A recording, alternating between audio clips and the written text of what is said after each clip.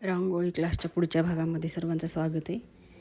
आज आपल्याला फुलं आणि त्यामध्ये करायची शेडिंग, छोट्या छोट्या रेषांनी आपल्याला थोडी शेडिंग करायची, ते शिकायचं आहे.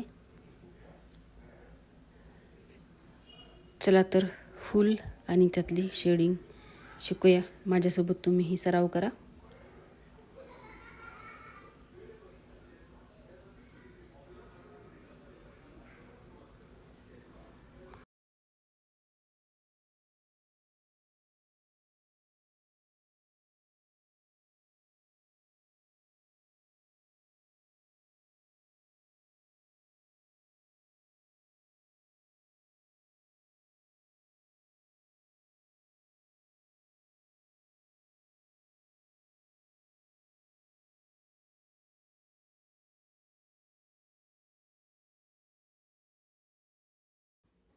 फूल काढून तयार झालेलं आहे. तर यामध्ये छोट्या छोट्या रेषा घेऊया पूर्ण पाकळ्यांमध्ये. शेडिंगमुळं फूल खूप सुंदर दिसणार आहे आणि त्यामुळं डिझाईनही खूप छान दिसते.